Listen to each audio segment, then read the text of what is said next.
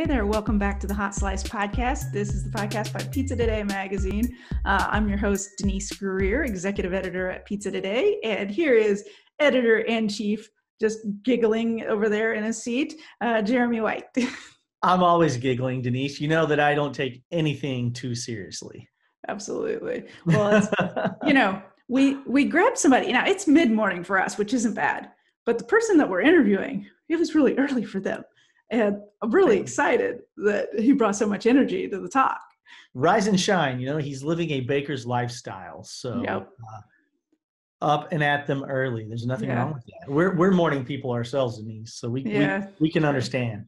Yeah. Okay. Before we get into our guest, we need to talk about this survey for one quick second because it is going so well. I'm geeking out about all the responses. So people are taking this so serious, and they're providing us with such good insights and content, and we're getting so much. I got goosebumps on the amount of stories that I'm going to come up with from just everything people are giving us. And some of the results are pretty fun. I do dig it. And so far we've gotten results from all 50 states. So now all 50 states are represented. We have responses from every state. Yeah, that's what I was going to say. We're not going to give anything away right now, but we are acquiring mountains of data. We have already had, in a little over a week, over 700 people have already responded to the survey, which is a huge number. And that number is only going up because the survey's out a little bit longer. Yeah. Like you said, all 50 states in the union have had multiple pizzerias take our Be Counted survey, and we took an early peek at it a few days ago. I really didn't want to because I wanted to wait and see the finish. No, I had to. It's like Christmas morning when you're 10 and mom's not paying any attention, so you just kind of take a little look in the stocking. It's one of those deals. I had to get an early look at some of the data, and it's mind blowing. It is. And you know what I'm most intrigued about, and I think we probably have a lot of listeners here that are of this, but the amount of food trucks and caterers that responded, because we actually asked that question, hey, are you a food truck or a caterer? And the amount of those folks, that tells me that we need to maybe spend a little more energy on helping them succeed as well. So I'm really excited about everything we're learning about the industry, and like you said, we're not going to give anything away. And actually we can't give anything away because, the thing about doing these types of reports is you get that initial data, but then you have to go through and you have to actually parse that data and make sure that the responses are coming in and that you don't have any falsified responses. So we have to take all that out so that we can make sure that we're giving people the best information that represents the best part of our industry that we possibly can. And it's really exciting. I'm going to give one thing away though. Okay. One thing. Chris Decker, you just go back to bed, bro. Anchovies are not in the top 5 pizza toppings. No. They never were, and they never will be. But yeah, you hear that, Chris Decker? Hey, never will be. There is one surprise topping that so far has made it into the top 5, and I'm not going to divulge what it is. But we still have a lot of responses coming over time, and that may change. So it may change. I'm not giving anything away. It's fine. I'm not going to give it away, but I really, really want to. You want to say it. I want to share all the data we have. I wanted to share it all, but I can't and I won't because we're going to wait. So we have a little bit of time still left with the survey. So if you haven't taken the survey yet, Please do. And take it now. If you go into the show description, you're going to get a link to our survey portal. It'll also have a link to our 30 pizzerias to watch, and we're getting so many entries for that because that one is a little more time consuming because you're giving us things that are qualifying and making sure that your community involvement, your marketing, your lots of information that is a lot more qualitative that we can take and look at to kind of pick that 30 list. So we're going to have a lot of fun with that. We are going to have our work cut out for us. It's not going to be easy to whittle down the masses to a fine point, so to speak. But it's going to be a lot of fun. And in the process, we're going to meet a lot of new people in the industry who own pizzerias. We're going to learn a lot about them and their businesses. form some new relationships, and I'm really looking forward to this project. I am too. I'm so excited. Speaking of new relationships, so the person we have on the podcast, I had not met him before. Yeah. It was he's pretty new to my exposure because he's been in the business for about 4 years. Right. So Jeremy, who do we have on? Yeah, we are talking to Andrew Gregory from Post Alley Pizza in Seattle, Washington. When we worked on our Rising Stars initiative, which we published in the July issue. It runs together. August was our Pizzeria of the Year, Tony G. And we're going to talk to him next week. But back to Andrew. When we worked on our Rising Stars for the July issue, we asked a lot of the let's say most influential pizza makers across the country, who are some real up and coming names that have really been hitting it hard, making a name for themselves, that have impressed you in the last couple of years. And Andrew's name just kept coming up over and over and over again. And I can see why. He's meticulous about his product. He has a great shop. He's always striving to be better. And that's what you got to do in this industry, is if you're not striving to be better, you're already losing. Very, very well said. And well, you know what? We'll let Andrew tell the story. Let's just say the West Coast obviously has really strong opinions about New York style pizza. Yes, it does. All right. Let's just jump into talking with Andrew. Let's do it. Bacio is celebrating its 10-year anniversary, a decade of exceptional Italian pizza cheese, unmatched consistency, and partners that have become family. If you haven't had the chance to try it, purchase Bacio today and enroll in the Gold Club to receive cash back for every pound you buy. That's right, get rewarded for every single pound of cheese purchased. Schedule a demonstration at baciocheese.com/hotslice to learn more. Pizza is your legacy. Build it with Bacio. Looking to grow your pizzeria or restaurant? Then you'll want to try the power of a cloud-based POS system. With Hunger Rush, you'll get everything you need. This fully integrated restaurant management system allows you to easily streamline operations, accelerate the delivery process, and grow your business through Hunger Rush 360 marketing. And it's so easy to use. Want AI-powered text ordering? It's built in. Need to track orders? No problem. Schedule a personalized demo at hungerrush.com today. Performance Food Service is proud to deliver high-quality products, innovative technology, and custom operational solutions to restaurants of all sizes across the country. The flagship division of Performance Food Group, with deep roots in the restaurant industry, Performance Food Service has been the exclusive distributor of the Roma family of brands for more than 65 years. This signature relationship has allowed Performance Food Service to become a leader in the pizza and Italian segment of food service nationwide.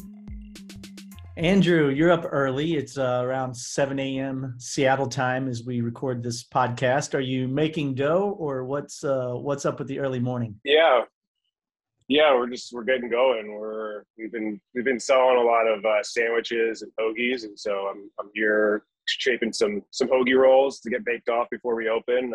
Getting dough started and just getting the day going. All right, so it's not just pizza dough. You're also making your own breads as well. Yeah. That was sort of, it came out, I suppose, over the pandemic. I came to the pizza industry from more full service kitchens. And so I've been sort of figuring it out as I go. And, we had a lot of dough left over, and I knew I wanted to make sandwiches, and I just started doing it. And now here we are. It's a lot better than it was 2 years ago than when we first started trying. So let me follow up and ask, because you said you had a lot of dough left over. Is it the same formula? You're using your pizza dough and then forming that into a sandwich bread? Right. Yeah, right now it is. And I understand that's probably not the best way. If you're specifically going for one product, I think I could probably make a better bread. Okay. But I had it was intentional to say, okay, we have this small space, we have this dough, we're already making this, we can make a little bit more, but not another one. What can we do with it? And so that was one of the things. And it came out really well. I mean, I was really pleasantly surprised at the results of it. And I was like, okay, I'm going to just kind of stick with this. And yeah, it's been great, Makes sense. That's good. Rumor has it you are meticulous about dough. So that's the word. Let's dive into that. What do you tell us some of those geeky things that you're just so excited about the dough and that you're just like, it has to be this way. Oh, I think most of that is in my head, because I think the reality of it is that I can't be like that. I think I want to be. And the reality is that some days it just doesn't go that way, and it's 11 o'clock and it's time to serve pizza. And there have been a couple of times in the last 4 years where we just said we can't do it, but you have to open. And so, it is. I think what I'm most excited about now is that after 4 years, I feel like I don't know anything. I've sort of started at nothing. I feel like I went up, and quickly, in the sense that I had access to some really good sources like Brian Spangler in Portland, and Scott Rivera, and also in Portland, because I lived in Portland before. I was friends with all those people, honestly, before I started pizza. And so I had a lot of information and context through that. But now I'm at the point where, okay, I have something that's, I think, is good, but is it as consistent as I want it to be? And now what can I do to make it more consistent each and every day? And I think that's where I am now. And that's the interesting part. It's like, how do we do that one person does it this way in Portland. It doesn't work here. It doesn't work in our space. We've got a corner space with old windows, and it's very drafty and breezy, and it could be 90 degrees outside, but it's 70 in here. And so it's been interesting to work through all those variables, and I'm still doing it. So I appreciate that is what is being said, but I really feel like I don't know anything at this point. And not to say that because I know something, but there's a lot out there that I don't know. As you tweak every day, what kinds of things are you doing to increase the consistency? You said you're kind of doing little things each day. What are some of those things that have really worked for you to really get that quality product? I would say getting the time, we've started using, initially we were just mixing dough and, mixed it in the morning and used it. We've evolved a little bit, and now we're doing a poolish. I think messing with that and the timing of that. I was pretty concerned with the temperature of the water for the poolish and the temperature of all, just everything for that. And as I just kind of had to do it, I found that I just wanted the poolish to be more stable and longer. And so I just started using cold water and kind of trying to extend that as much as possible. And again, I'm sure that there's research out there and books on this stuff, but it's for me, I'm much better at just trying stuff and experimenting. And so that I've had really good results with. And we've been able to part of it has been working it into timing of our schedule. I mean, that's another part of it. I would love to say that every second of the day is dedicated to pizza, but we've got, my wife and I have a couple kids, and summer we're going back and forth to camps and things. And so we've had to try to figure out how to make this so it works with our life. And so that's part of the schedule too. So once your poolish is added to the mix, everything's mixed together, what kind of fermentation time are you looking at before it's made into a pizza? So that varies. In my ideal situation is we're making the poolish, towards the end of the night, before we're mixing it in the morning. It's getting portioned, ideally somewhere in the 2 to 4 or 5 range, and then it's getting used the next day. Most of that was from just I felt like I could get it. That was making it the most consistent. Mm-hmm. I was walking into a dough that I knew what it was going to be the next day. But I'm now finding, as we've gotten busier in the last couple of months, we've definitely picked up significantly just from press and from people returning to Seattle. And the pizza is better if I can get it. I think the result is better if we mix it, portion it, and use it that day. Okay. The timing of it has not been. I haven't worked that out quite yet. And I think that varies from what I'm looking for. I mean, I think that I've looked at the beginning. I wanted bread bubbles, and I just didn't know that much about it. And now, as I've we bought this place that was sort of was considered a New York slice place, and I wanted to sell slices, and so that was what I was trying to go for. And as I've gotten a little bit further into it, I think that there's a little bit less of the fermentation is giving me better results. I'm getting a crisper crust.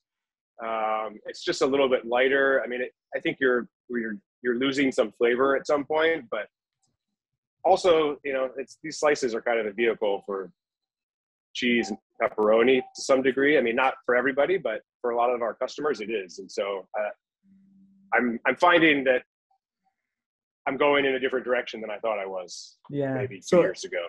As your processes are evolving over time, would you still describe your end product as a New York style pizza, or has that also changed over time as well? Yeah, I think so. I mean, I'll admit that I'm a little naive on some of that stuff. I think that I've had trouble throughout my cooking career of sort of following those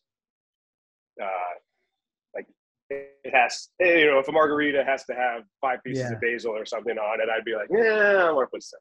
And not for any reason, just because, I don't know. And so, no, I mean, I think it is. I mean, it's not like the dollar slice that you're going to get. We're definitely. I mean, I think we're using good product. We're using good local flours. They're not whole grain, but they're closer to whole grain. So, I mean, it's definitely a different product, and we're not using super fine flours.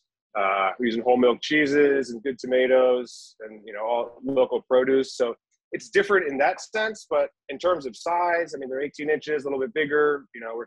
We're trying to get people to eat them on paper plates. It's proving to be very difficult out here. It is not a concept that is understood. And at some point, though, we're going to have to. I mean, we have the paper plates, but everybody wants them in boxes. But the cost of boxes is going up. So at some point, absolutely.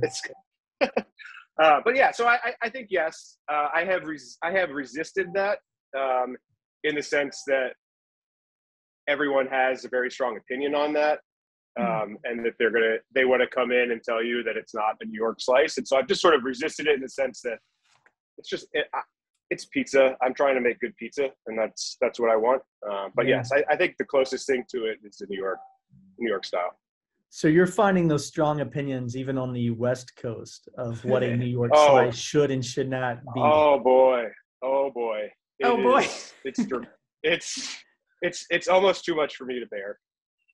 Yeah, and you are in Seattle, which Seattle's kind of known. It has a strong pizza scene, So, but I feel like it has a strong creative pizza scene. Yeah, I think I think that's a good way to put it. There's not a lot of slice shops. There's not this. Correct. It's partly density of population, where people go out. Like it works here because we are in an alley. And we're sandwiched between 2 streets.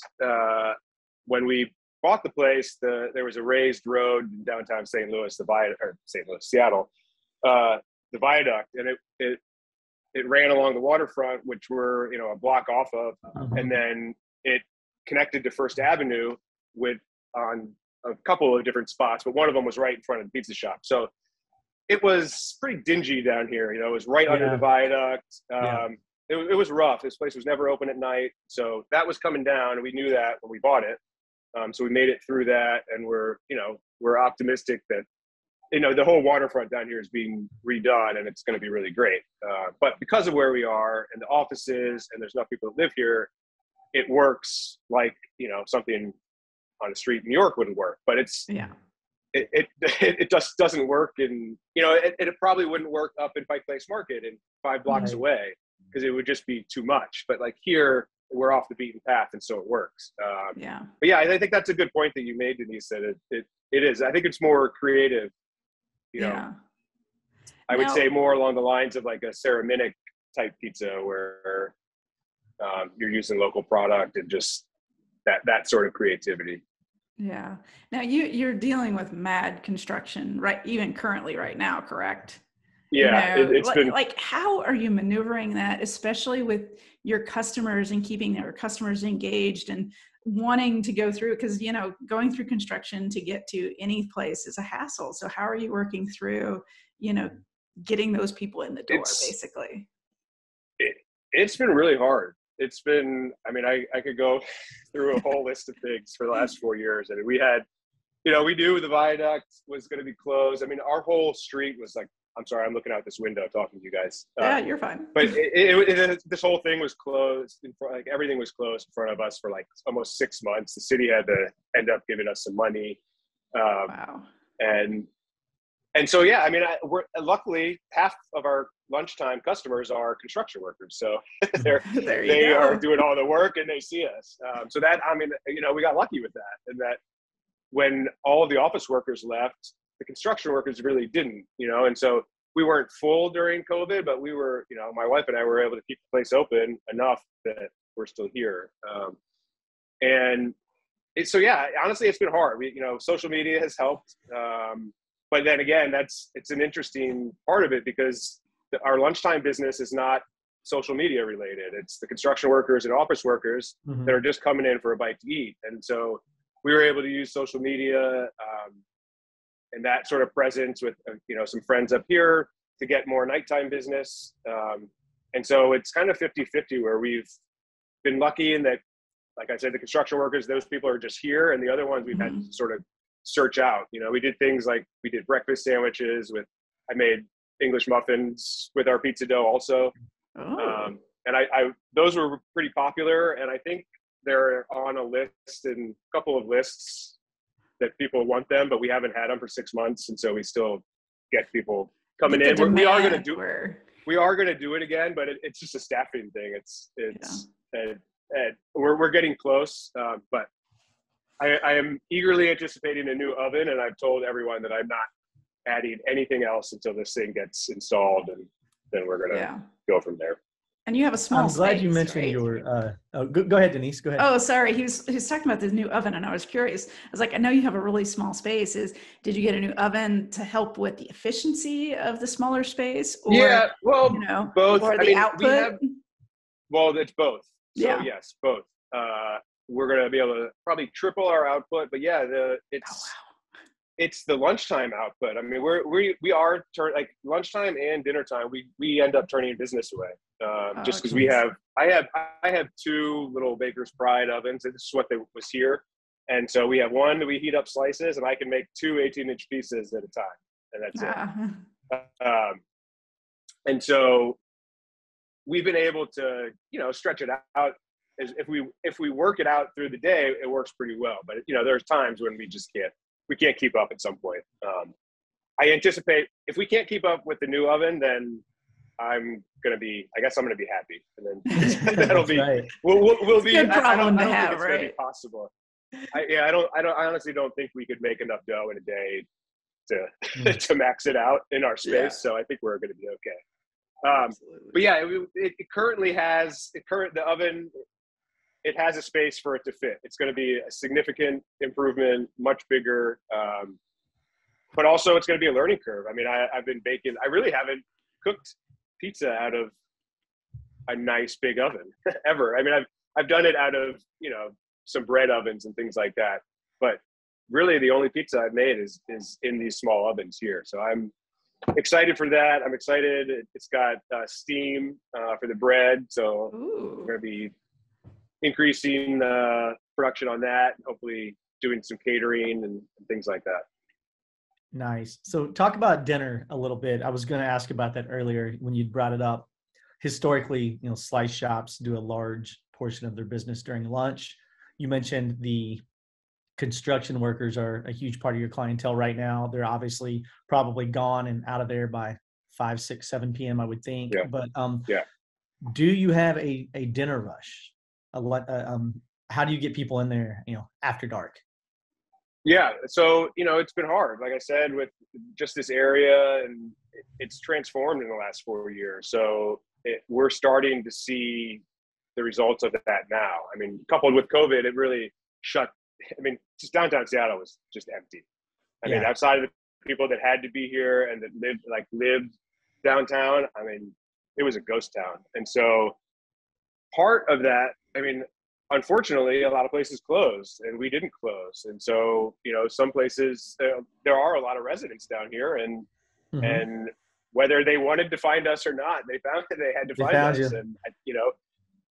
And, you know, my wife and I were here, and another one of our main employee that's been with us pretty much since we opened, Jillian, the three of us were, you know, the only ones doing it, and we were working on it. We weren't busy all the time. And, you know, I think luckily we were able to improve the pizza over that time. And so, and we were able to have interactions with those customers. I mean, those customers that were coming in during that time were the locals, were the people that lived here. And because we weren't that busy, we were able to probably form better, you know, some relationships with them that maybe we wouldn't have in the past. And so that's been helpful. And what's another thing? So right outside, right up above us is First Avenue, and there's a staircase that comes down and leads right down the sidewalk in front of us to the waterfront. And there's the Seattle Aquarium and a lot of tourist destinations. And so this is becoming more like a thoroughfare down to the waterfront. We installed a takeout window right over here onto that That's cool. sidewalk, and we are just starting to activate it just in time for kind of the end of summer. But you know, that's our plan, is to be able to just have this space where the locals, we have 2 points of ordering. So we're going to set it up so the people that know that come here once a week, like, they're going to be able to order online and just get 2 slices and kind of have it in a box ready. They don't need to talk to us if they, you know, they don't need to do all that stuff. But then for the other people, there will be, you know, a point where you can come in and order and do all that stuff. So we're trying to accommodate everyone that we can, because it's been interesting. I'm not used to this varied customer base. I'm used to more, you know, not necessarily by my choice, but by the restaurant. It sort of, you know, dictates who comes in a way. Right, You end up getting a pretty similar crowd depending on the food, but with pizza, it just hasn't been that way. And I suppose everybody knows that, but it was interesting. That was something I didn't really think about beforehand. Yeah. Well, you know, pizza appeals to everyone. Seattle obviously is a rather eclectic city. Denise can attest to this. Seattle is my favorite city. I can't go to Seattle because he takes all the trips to Seattle. I can't go. I love Seattle, Andrew. I love Seattle. Okay. So I'm very much looking forward to coming and seeing you at Post Alley, because it's been a minute since I've been to Seattle, and you weren't in business last time that I was in Seattle. You hadn't opened up shop yet. So I'm very excited to come see you. Speaking of Denise, we're talking to Andrew right now because he's a really great, likable guy, and we're enjoying the conversation. But the real reason we had him on the podcast is because Andrew was named one of Pizza Today's rising stars in Yes, he was. Congrats. Thank you, man. I appreciate it. Yeah, it's awesome. Yeah, you know, your name popped up on so many people's radars. Like, we kept, you know, because we asked the industry, we're like, hey, we asked several people, we're like, hey, who's name's coming up? Who are you thinking of? And your name popped up several times. So congrats. Well, that's cool. It's, you know, it's nice to get some acknowledgement like that, you know, and it's not always what you're going for, but it is nice to get. I mean, that is the result. You want to be recognized for hard work, and I think that myself and my wife and Jillian and the rest of our team have been doing that. So it's nice to get that recognition. People are clearly taking notice of what you're doing, and that's a very good thing. It is. Yeah. You know, it's awesome. I think, Jeremy, we should close out by asking him, you know, Andrew, what's next for you? Like, what's on your mind as you progress? You know, you've been in business for 4 years. What are you thinking about moving forward? Getting our stuff together, so to speak. You know, we have to get organized. We've been.